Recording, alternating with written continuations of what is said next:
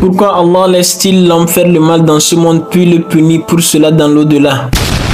Et ils disent, pourquoi Allah n'a-t-il pas fait entrer par sa préscience celui qui mérite le paradis au paradis et celui qui mérite l'enfer en enfer, sans que l'homme ne descende sur terre, se fatigue et souffre? Si Allah existe et qu'il est le clément, le tout miséricordieux, pourquoi a-t-il créé tout ce mal qui existe dans nos vies? Assalamu alaikum cheikh. Bienvenue pour la 3e épisode. Il est évident que l'existence de la créature indique l'existence du créateur. Mais les athées qui nient l'existence d'Allah nous posent toujours une question très difficile, cheikh. Et quelle est-elle? Ils disent, pourquoi Allah laisse-t-il l'homme faire le mal dans ce monde puis le punit pour cela dans l'au-delà? Louange à Allah, le Seigneur de l'univers, que la paix et les bénédictions d'Allah soient sur notre prophète Mohammed, ainsi qu'à sa famille et ses compagnons. Allah laisse l'homme faire le mal dans ce monde, puis le punit pour cela dans l'au-delà, parce que la vie d'ici-bas est une épreuve. Allah lui a accordé pleinement le libre arbitre et la volonté de faire ce qu'il veut, tout en lui discernant le bien du mal. Allah lui-même le dit dans la sourate 76, versets 2 à 3. Nous avons à partir d'un liquide constitué de divers éléments, créé l'homme afin de l'éprouver, et l'avons pour cela doté de l'ouïe et de la vue. Nous lui avons certes montré la voie à suivre. Qu'il en soit reconnaissant ou ingrat, cela révèle de sa décision. On comprend donc que l'homme est entièrement libre de suivre sa volonté. C'est pour cela Allah le jugera sur ses actes. Car si Allah lui avait imposé la mécréance et le châtiait pour cela, cela aurait été injuste. Or Allah n'est point injuste envers ses serviteurs. Allah le laisse donc faire le mal car il est en épreuve. De la même manière que le professeur par exemple, à un examen, n'empêche pas à son élève d'écrire la mauvaise réponse. Et cela pour qu'il puisse le différencier des autres élèves ayant écrit la bonne. Allah n'empêche pas à son serviteur de faire le mal du fait qu'il déteste le mal. Car s'il l'empêchait, cela aurait été injuste envers les autres serviteurs qui font tout leur possible pour le satisfaire. Et cela n'aurait pas également été un examen.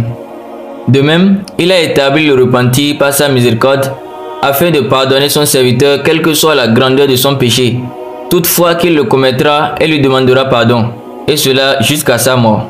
Masha'Allah. Qu'allons-nous leur répondre lorsqu'ils nous demandent aussi, pourquoi Allah n'a-t-il pas fait entrer par sa préscience celui qui mérite le paradis au paradis et celui qui mérite l'enfer en enfer, sans que l'homme ne descende sur terre, se fatigue et souffre? Cela est afin qu'il ait une preuve sur lui dans l'au-delà.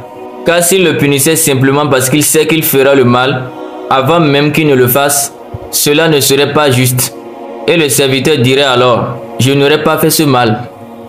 Mais ils disent aussi, si Allah existe et qu'il est le clément, le tout miséricordieux, pourquoi a-t-il créé tout ce mal qui existe dans nos vies?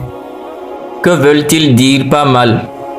Le mal de l'homme dans ses actes, comme les guerres par exemple, et le mal de la nature comme les tremblements de terre, les volcans et les inondations. Quant au mal de l'homme, c'est une chose naturelle. Allah l'a créé libre et il est naturel qu'il commette des erreurs et des bonnes choses. C'est pourquoi Allah punit celui qui commet des erreurs dans ce monde et lui promet un châtiment dans l'au-delà, afin de le dissuader de son mal et de sa nuisance envers son entourage. Effectivement, c'est pourquoi la promesse du paradis et la menace de l'enfer existent dans le Coran. Qu'en dites-vous du mal de la nature? Allah n'a pas créé le mal absolu.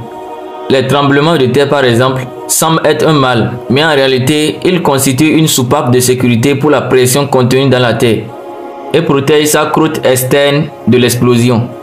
L'épreuve de l'homme en général le purifie, le renforce et le récompense s'il l'endure avec patience. Ils disent aussi, quelle est la faute de l'homme dans les maladies qui le touchent? La maladie est une épreuve en apparence, mais une miséricorde en réalité, car Allah pardonne par elle les péchés du malade. De plus, la maladie permet à l'organisme d'acquérir une immunité contre la même maladie à l'avenir. C'est aussi une leçon pour ceux qui ne sont pas malades, afin qu'ils remercient Allah pour le don de la santé. Oh Allah, qu'il soit loué et exalté. Dites-nous aussi comment répondre lorsqu'ils nous disent, si l'homme doit nécessairement mourir, pourquoi a-t-il été créé en premier lieu?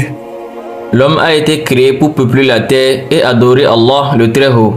Allah dit dans le Coran, nous n'avons pas créé les cieux et la terre et tout ce qu'il y a entre eux juste pour l'amusement. Si nous avions voulu en faire un jeu, nous l'aurions trouvé auprès de nous, si telle avait été notre intention.